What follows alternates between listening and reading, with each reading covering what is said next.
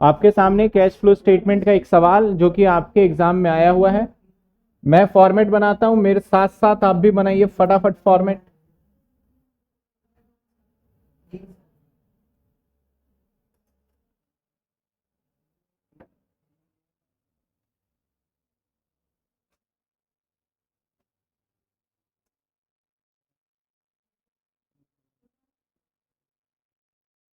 इधर तो बस ऑपरेटिंग ही आ पाएगा आज।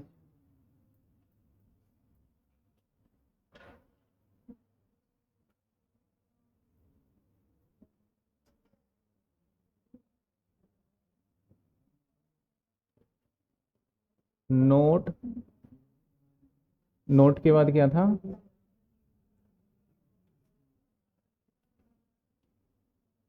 Note rupees.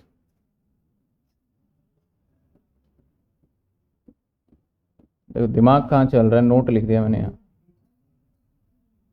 डिटेल आएगा ना।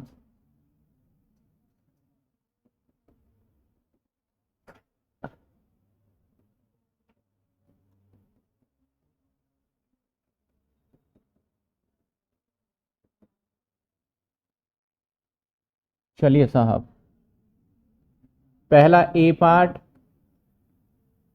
Cash flow from operating activity. इसके अंदर नेट प्रॉफिट, बस नेट प्रॉफिट लिख दिया, आफ्टर टैक्स होता है वैसे। इसके बाद हम यहाँ छोड़ देते हैं नेट ऑपरेटिंग प्रॉफिट, इसके आगे बिफोर वर्किंग कैपिटल चेंजेस। ठीक है, इसके बाद आ जाएगा कैश जनरेशन फ्रॉम ऑपरेशन। एक बच्चे ने सवाल पूछा, सर हम इसके बीच में कितना गैप छोड़ें? देखो एक पेज में ये करना है आपने, और एक पेज के हिसाब से अगर देखा जाए ना तो इसके बाद एक ही आइटम आना होता है, दैट इज आपका टेक्स्ट। तो बाकी का ये यूज कर लो, बाकी का यूज कर लो उसके हिसाब से, लेकिन ये कोशिश मत करना कि इसी पे इन्वेस्टिंग भी कर ले, फायदा कोई नहीं है, नेक्स्ट पेज पे जाएगा। ठीक है ना? तो चलिए इसके बाद अगले पेज, हाँ ऑपरेटिंग के लिए एक page.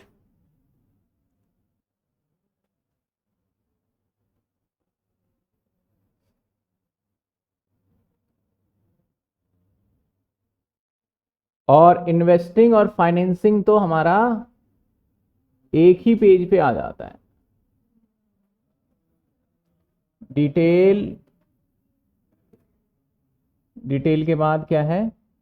Amount. B part sir,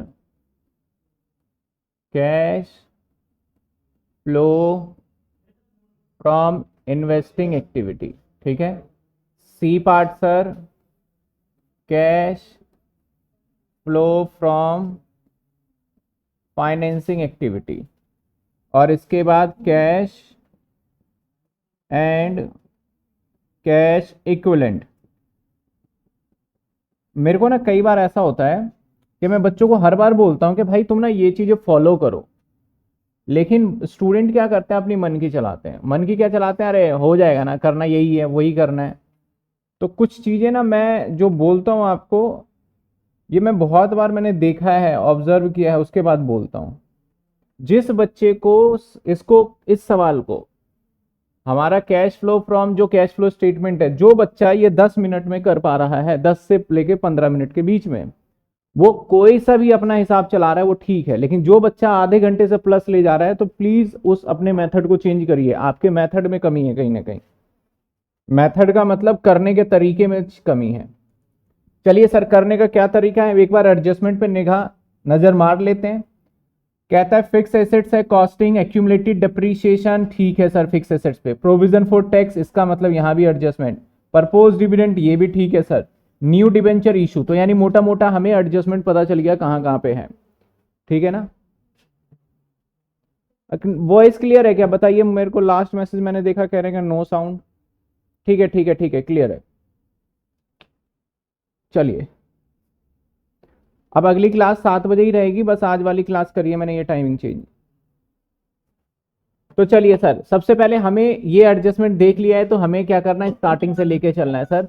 starting से लेके चलते हैं। स्टार्टिंग में इक्विटी दे रखा है 80 से हो गया हमारा। अब देखो एग्जामिनर के एग्जाम में ना कई बार गलती कर देते हैं कि ये ऐसे जाने की ना हमें आदत होती है, जो कि हमें फिर प्रॉब्लम क्रिएट करता है। हमें क्या करना है, यहां से इधर जाना है। तो 50 से हो गया हमारा। तो ये बताइए कौन सी एक्टिविटी का पार्ट है, फाइनेंसिंग का।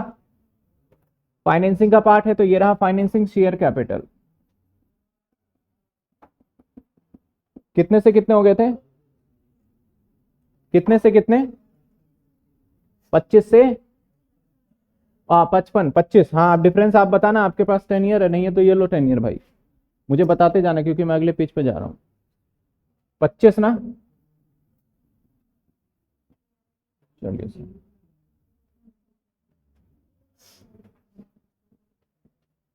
अगले पे आ जाइए फटाफट से, एकदम अगले पे प्रेफरेंस शेयर कैपिटल। सर इसके ऊपर ना एक चर्चा करनी बाकी है, तो इसके ऊपर मैं स्टार लगा देता हूँ, बाद में डिस्कस करेंगे। नॉर्मल प्रेफरेंस शेयर कैपिटल कितना हो गया, 25 से 20, यानी घट गया सर। तो घट गया, रिडम्पशन हो गया इसका मतलब, रिडम्पशन हो गया कितने का, तो माइनस हो जाएगा। आ जाते हैं जनरल रिजर्व। जनरल रिजर्व क्या हो रहा है, 4 से 7600। जनरल रिजर्व यहां का पार्ट है, कितने, 4000 से 7600। इसका मतलब 3600। प्रॉफिट एंड लॉस 2000 से 2400, 400 बढ़ गया। डिबेंचर 12%, डिबेंचर ऐसा, डिबेंचर किसका पार्ट है, फाइनेंसिंग एक्टिविटी का, 12 से 14, कितने बढ़ गए, तो डिबेंचर इशू 2000। मैं इसके ऊपर सभी के ऊपर एडजस्टमेंट लास्ट में निपटा लूंगा, मुझे पता है ये एडजस्टमेंट का पार्ट है, बताया था। क्रेडिटर आपका 34 से 30, गुड है बिजनेस के लिए। 4000 गुड है, तो क्या होगा, कहा गुड को तो मैंने माइनस बोला था और बैड को ऐड बोला था, ठीक है ना। गंदी जो बिजनेस के लिए बेकार है उसे क्या बोलेंगे हम, उसको बोलेंगे हम ऐड, और जो बिजनेस के लिए अच्छा है उसे क्या बोलेंगे, माइनस बोलेंगे। ये उल्टा है, इसको ध्यान रखना है। प्रोविजन फॉर टैक्स सर यहां भी है और प्रोविजन फॉर टैक्स नीचे भी है, तो अब हमें क्या करना चाहिए, बताइए क्या करें, सिखाया था। सिंपल सी बात है सर, अकाउंट बना लो, इसमें और कोई नहीं है। लीजिए अकाउंट बना लेते हैं।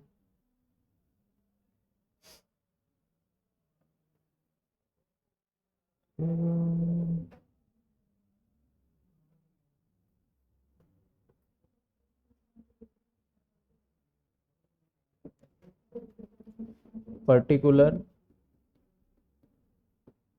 Amount, particular amount. कुछ बच्चे पूछते हैं सर ये वर्किंग नोट क्या हमें कैसे करके आना है, तो हाँ, इसे बिल्कुल साफ साफ सुंदर सुंदर करके आना है। It is part of your answer, ऐसा ना समझे कि आंसर का पार्ट नहीं है। मैं पहले से ही एक दो अकाउंट और तैयार कर लेता हूं सो दैट मेरे को दिक्कत ना हो। चलिए sir, provision for tax account. Sir provision for tax account का सबसे आसान तरीका और सबसे सिंपल तरीका, पहले बैलेंस बीडी लिख लीजिए। और जितने बच्चे नए हैं, जो नए एनरोल हो रहे हैं, जो फास्ट ट्रैक वाले में, उनको आज सॉल्यूशन मिल जाएगा कि करना कैसे कैसे है, ठीक है। वो थोड़ा वेट कर लें, आज का बस। तो सर बैलेंस बीडी बताइए क्या था, 6000। डेट देख लेना, सीडी 8400।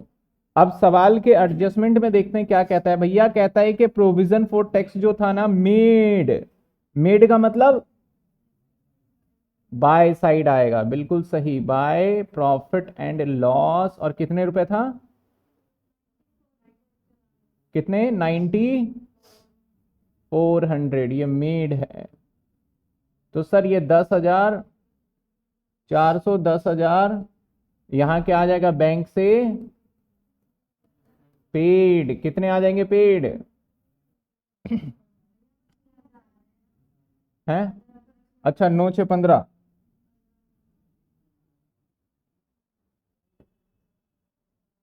15,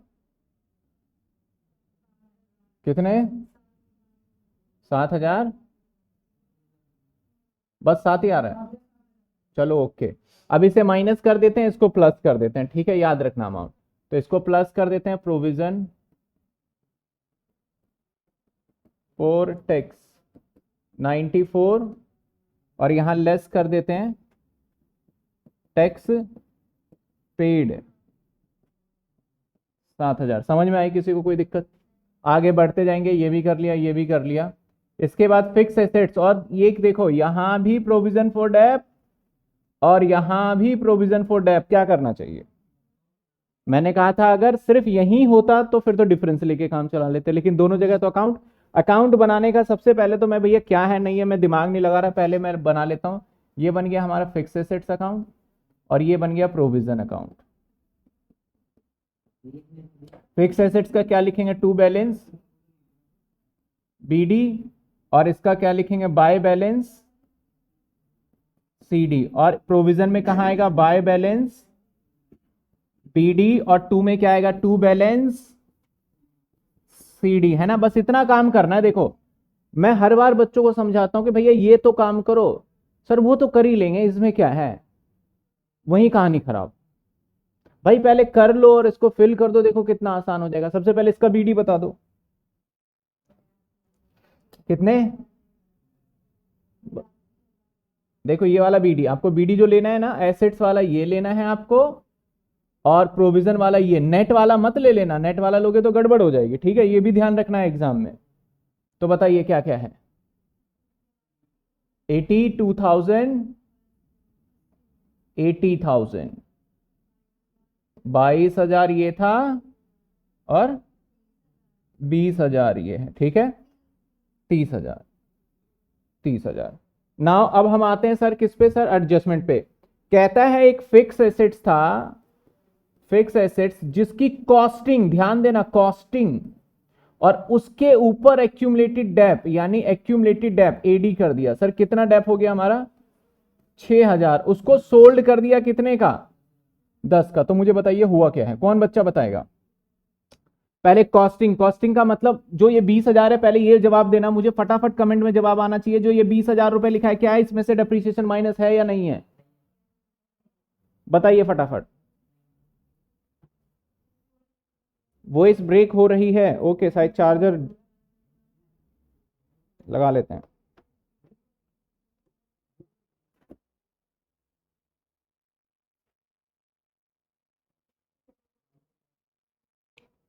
गुनगुन का आंसर आ गया, बाकी बच्चे भी फटाफट दो भाई आंसर। सिर्फ एक।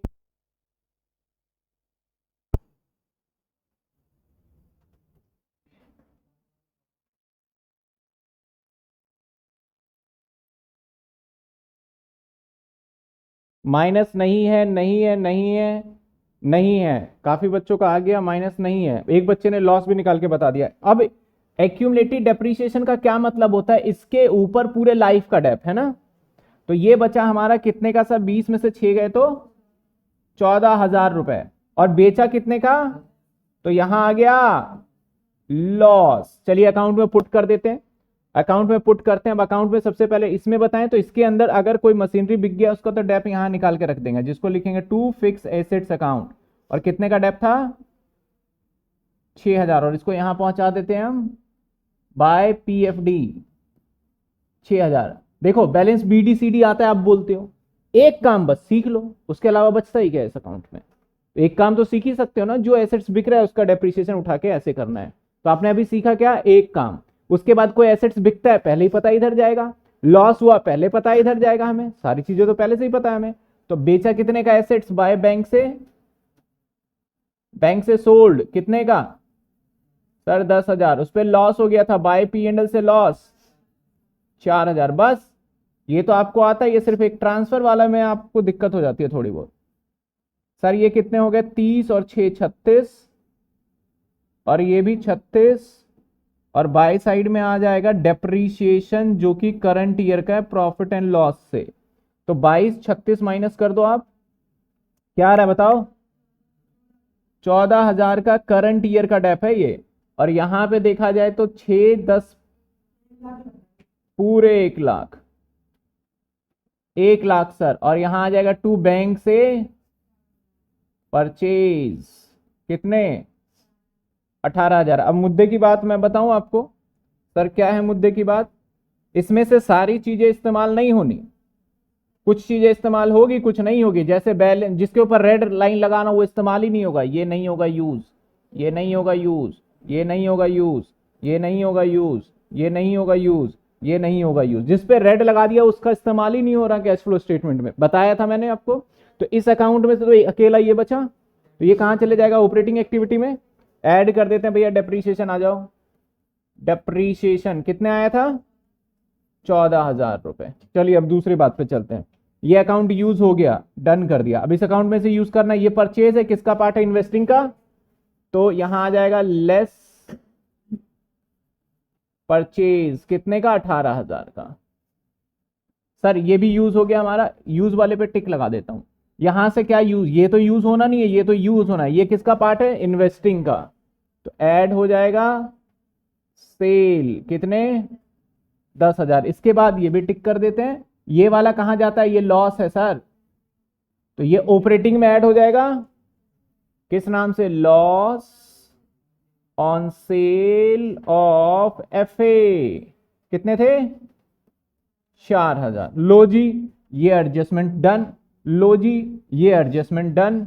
अब रह गया परपोज डिविडेंड। परपोज डिविडेंड का क्या फंडा होता है, एडजस्टमेंट देख के बताइए मैं क्या ट्रीटमेंट करूं इस परपोज डिविडेंड का। आपके सामने कहता है proposed dividend for the year ended 31 March 2022 and 23 were 10,000 and 8,000, 2 सालों का परपोज डिविडेंड दे रखा है आपको।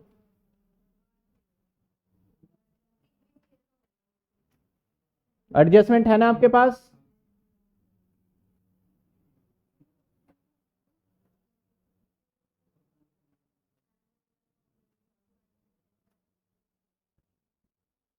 प्रीवियस ईयर का ऐड और प्रीवियस ईयर का ही करंट ईयर की कोई वैल्यू नहीं है। करंट ईयर का कौन सा है दोनों में से, 10 या 8, 10 करंट ईयर है, प्रीवियस यानी किसका काम होगा, सिर्फ 10। तो 10 ऐड कर देंगे,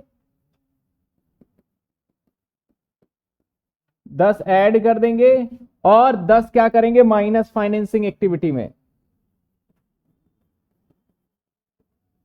10 माइनस कर देंगे फाइनेंसिंग एक्टिविटी में, कोई दिक्कत, समझ में आ गया। ये भी हो गया। लो लास्ट कहता है न्यू डिबेंचर इशू करा 31 मार्च 2023, यानी ये साल है हमारा, और ये कह रहा है 31 मार्च 2023 यानी साल के एंड में। तो इसका मतलब सर इस डेट पे स्टार्टिंग में मेरे पास डिबेंचर जो था वो था 12,000 और एंड में डिबेंचर था हमारे पास 14,000, और जो नए डिबेंचर है वो एंड में इशू किए हैं। तो बताइए ब्याज किस पे लगाएं, हम 12,000 पे लगाएंगे या 14,000 पे लगाएंगे, 12, क्योंकि नए वाला जो कर्जा लिया है वो तो साल के अंत में लिया है, तो उसके ऊपर कौन सा ब्याज भाई, अभी तो स्टार्ट ही हुआ है। तो हम किस पे देंगे, 12,000 पे। तो 12,000 पे अगर हम इंटरेस्ट लगाएं तो 12,000 पे रेट दे रखा है 12%, दैट इज क्या होगा हमारा 144, अच्छा 144, 1440, 1440 ही आएगा ना।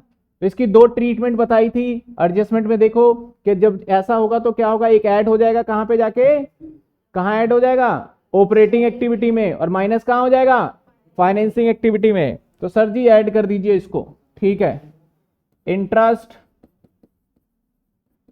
Paid 1440 minus interest paid 1440। देखिए अब मैंने यहां पे कई बार नहीं लिख रहा, तो यहां पे आपको लिखना चाहते हो add less, add less less, ठीक है।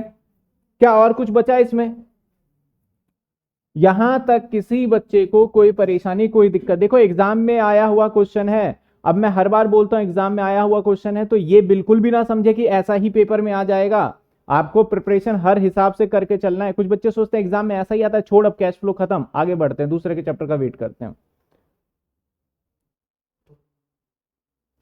चलिए सर फटाफट टोटलिंग कर दे, अब टोटलिंग का काम है, टोटलिंग करते हैं। अरे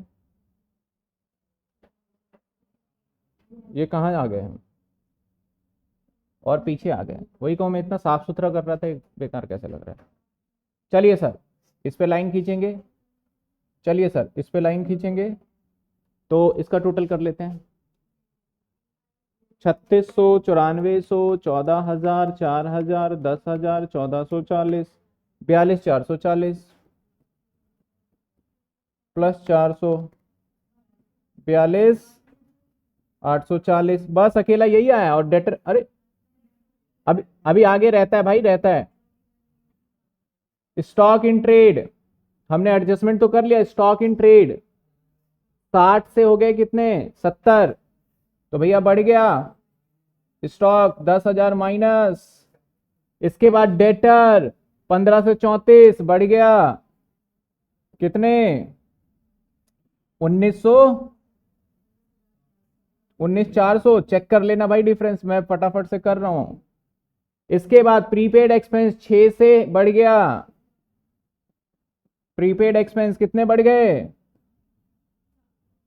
400 रुपए। ये भी माइनस, सब माइनस। 19,400 चेक कर लेना, मैंने बोल दिया पहले ही। सही है। 33,800 वो भी नेगेटिव। 42,840, 9040 साहब, ये आ गया हमारा -7,000, 2040। और ये आ गया हमारा cash flow from operating activity. देखिए, किसी को दिक्कत? सर अभी रहता है क्वेश्चन। हाँ, निधि ने बता दिया था। ठीक है निधि, मैंने देख लिया। सर आप क्लास के लिए पहले बता दिया, मैंने लास्ट क्लास में ही बोला था कि आज की क्लास होगी। अच्छा, लास्ट क्लास नहीं लिया था आपने, तो मैंने लास्ट क्लास में बोल दिया था सिर्फ आज की क्लास इस टाइम रखा है। अब जो अगली क्लास जब भी आएगी यानी टीटीएस में, वो अब शाम को 7 बजे ही रहा करेगा। मुझे शाम को कहीं जाना पड़ेगा, इसलिए मैंने आज मॉर्निंग में रख ली। छुट्टी नहीं कर रहा क्योंकि मुझे भी ज़्यादा टेंशन है। छुट्टी करूंगा तो बहुत ज़्यादा नुकसान है आपका। चलिए अगले पॉइंट पे आ जाए। 2040 लिख दे कैश एंड कैश इक्विवेलेंट में। ए बी सी, इसका आ गया सर 2040। ये तो बड़ा आसान है, 8,000। अब बताओ इसके लिए क्या लिखें statement. Cash used from investing activity minus B part आ गया हमारा। C part 25,000 minus 5,000 plus 2,000 minus 10,000 minus 1,440, 10,560 positive. C part आ गया 10,560। मैंने यहां नहीं लिखा, मेरे पास स्पेस नहीं था, ये आ जाएगा cash flow from financing activity. ठीक है, मैंने ऐसे लिख दिया शॉर्ट फॉर्म में। अब इनको टोटल कर देते हैं। -8,000 प्लस 2,040, ये 4,600 आ रहा है। और क्या है, plus opening balance. Opening balance कितना है कैश का, सर ओपनिंग बैलेंस है 2,400। इसमें ऐड कर दे 2,400, कितना बनता है 7,000। कहानी खत्म। मैच कर सकते हैं, आपके पास आंसर तो वैसे है ही है। ठीक है, किसी को डाउट? तो क्वेश्चन अगर आप एडजस्टमेंट ठीक से कर लेते हैं, फॉर्मेटिंग ठीक से करते हैं, तो क्वेश्चन में कोई दिक्कत नहीं होने वाली है। क्लियर?